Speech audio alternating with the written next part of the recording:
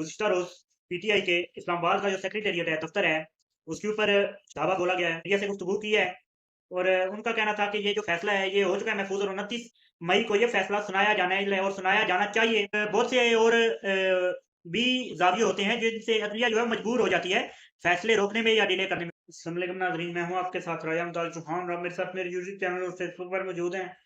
नाज़रीन, बात कर लेते हैं गुज़िश्ता रोज़ पीटीआई के इस्लामाबाद का जो सेक्रेटेरिएट है, दफ्तर है, उसके ऊपर धावा बोला गया है और उसे गैर कानूनी तजावुज़ात के तौर पे मस्मार कर दिया गया है। इस पे 2 किस्म के आ रहे हैं, दोनों अतराफ से 2 किस्म के मौक़िफ़ हैं।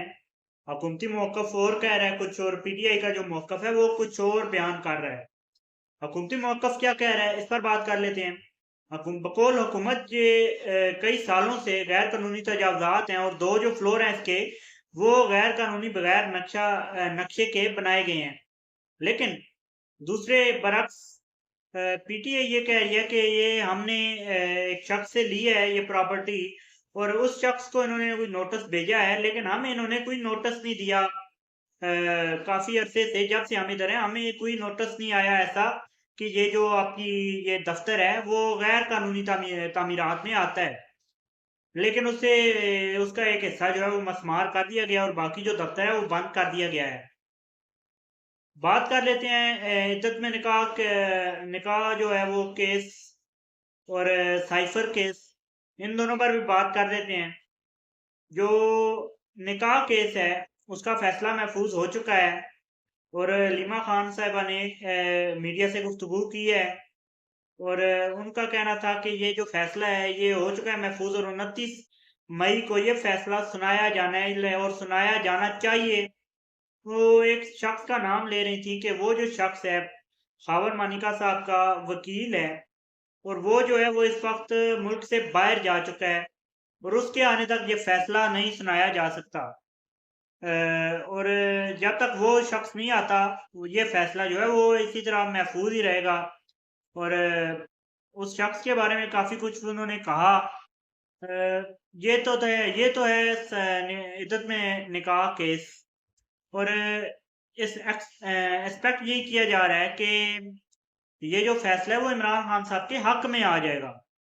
अब दूसरा जो फैसला है साइफर केस का, साइफर केस भी कह रहे हैं कि बिल्कुल हवा की तरह उड़ चुका है और अब साइफर केस का फैसला भी अनकरीब होने वाला है और साइफर केस का फैसला भी इमरान खान साहब के और पीटीआई के हक में होगा और शाह महमूद कुरैशी और इमरान खान साहब जो है बहुत जल्द हमारे बीच आने वाले हैं और जो रिहाई उनकी जो है वो तवक्को की जा रही है कि आने वाले चंद दिनों में, इस हफ्ते के अंदर, आने वाले हफ्ते में इमरान खान साहब की रिहाई जो है वो मुतवक्को हो सकती है।